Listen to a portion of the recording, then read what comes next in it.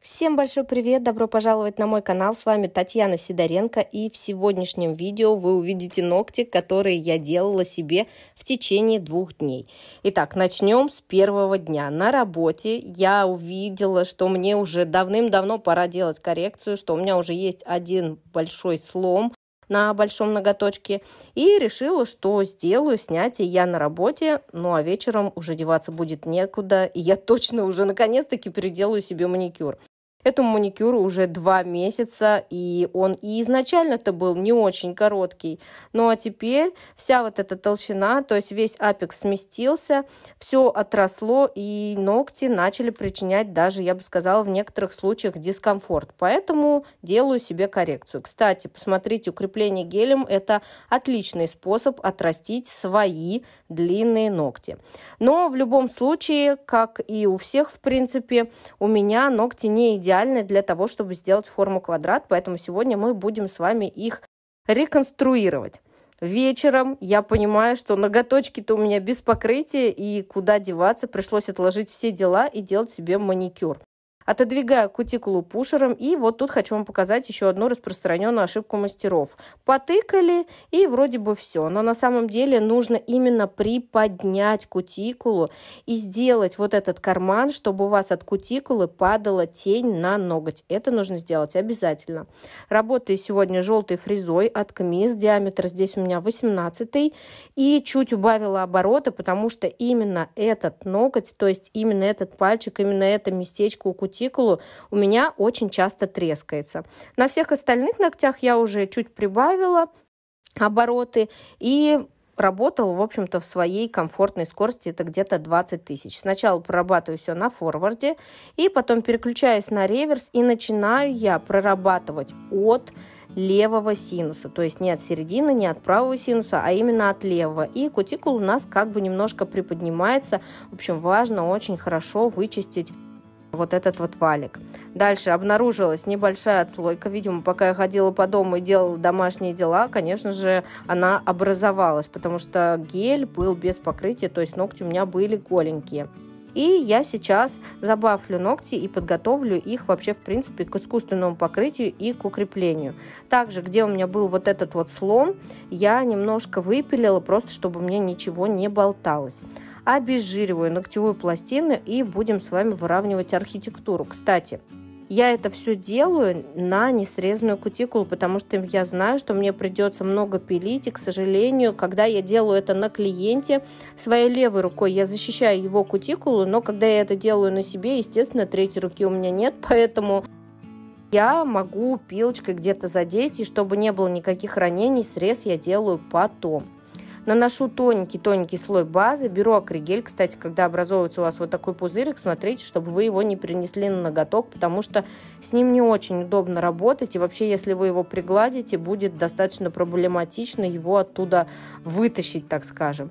И начинаю выкладывать акригель в соответствии с теми местами, добавляя его туда, где у меня не хватает параллелей. Выглаживаю, притаптываю. Когда на акригель вы нажимаете, то есть сверху, он у вас расходится в края. А когда гладите от кутикулы к торцу, он у вас вытягивается в длину. Обязательно еще немножко поправляю свободный край, чтобы на нем много не пилить. И вот в такую вот толщину он у меня, получается, выкладывается. Дальше смотрите, на безымянном ноготочке у меня, в принципе, было все неплохо. Не доставало только одной параллельки, которая у меня была слева. Вот здесь видно, да, что у меня здесь прямо ноготь уходит. И если я опилю форму квадрат, то у меня будет больше ноготь похож на балерину, если я уберу вот эту вот провисающую часть. Также я изначально смотрю, чтобы, в принципе, у меня по толщине акригель лег по всей ногтевой пластине равномерно. Это можно увидеть, глядя в торец. Начинаем опил. Первое, что вы должны понимать, это для того, чтобы опилить форму квадрат, все углы должны быть строго 90 градусов. То есть не нужно ни в коем случае заваливать пилочку на себя. Также, когда вы опиливаете нижние параллели, обязательно смотрите, чтобы они были параллельны нашей центральной оси, и в принципе это сделать не так-то сложно. Главное смотреть на ноготь со всех сторон. И видите, я сделала себе такие своеобразные насечечки, с ними намного удобнее опиливать. Это как бы как наш маяк. как нам двигаться и сколько нужно еще спилить. Вообще квадрат, в принципе, в опиле самая быстрая форма, особенно если он короткий. Если он длинный, да, может быть чуть-чуть потяжелее. И я смотрю, конечно же, была проблема в том, что иногда, когда вы смотрите с одной стороны, вам кажется, что все ровно, разворачиваете, то есть сгибаете ноготочки в кулак, и вам кажется, что один угол торчит. Это, конечно же, неудобно. Также, естественно, образовалась ненужная толщина, и вот про это очень много вопросов, именно про выпиливание своего ногтя. Когда вы выпиливаете ноготок натуральный, вы, первое, избегаете отслоек, а второе, для того, чтобы его выпилить, первое, не ставьте очень большую скорость и не прижимайте, то есть не давите сильно на фрезу. Лучше пройтись несколько раз. Если вы сильно надавите, то, возможно, у вас фреза просто-напросто соскочит. Себе делаю срез вот такими вот крутыми изогнутыми ножничками от Sivler Star. Кстати, эти ножницы для себя именно очень удобные, потому что у них удобный изгиб, и когда вы делаете это на себе, полотно повернуто в нужную вам сторону. Поэтому обязательно попробуйте. И, кстати, на Wildberries сейчас классные скидки именно на эти инструменты. Я их заказывала с Wildberries. И обязательно, как всегда, по стандарту делаю себе шлифовочку, так как больше я, в принципе, пилить особо ничего не буду, поэтому я могу уже довести кутикулу, так скажем, до идеала.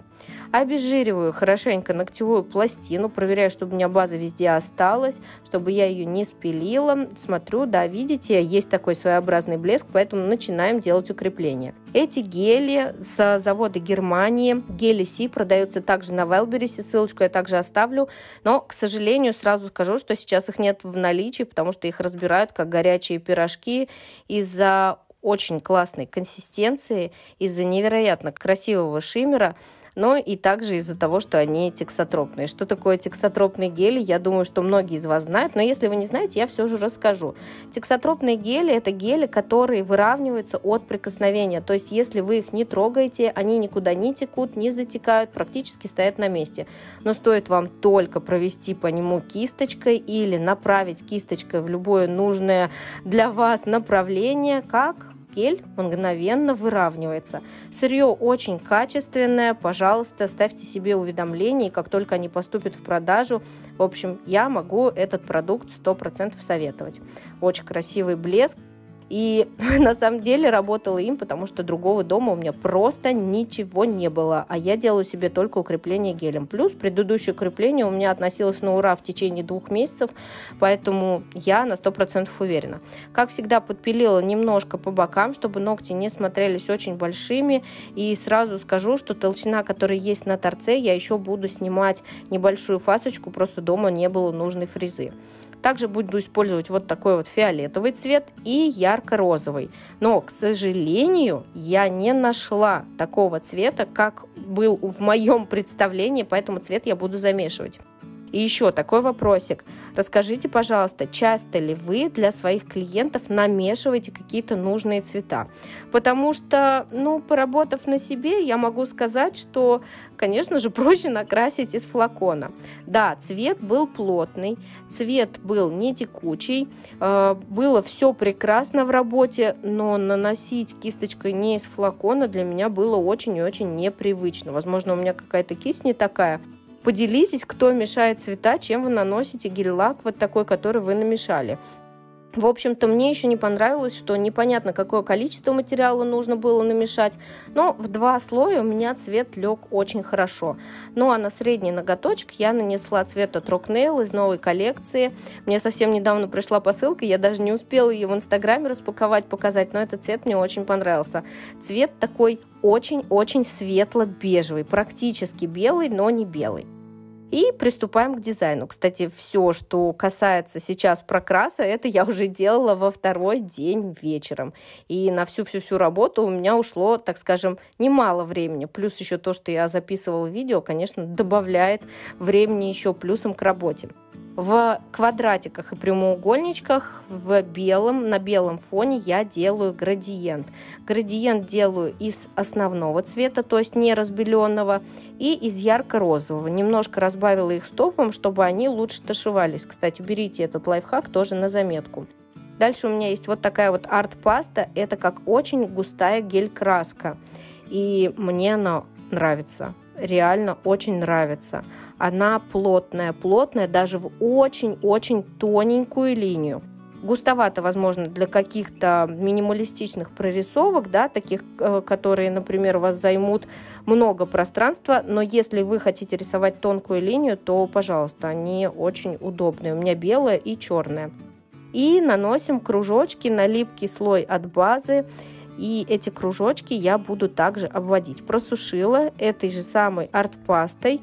Арт-паста это от P&B, я прорисовываю тонкие полоски.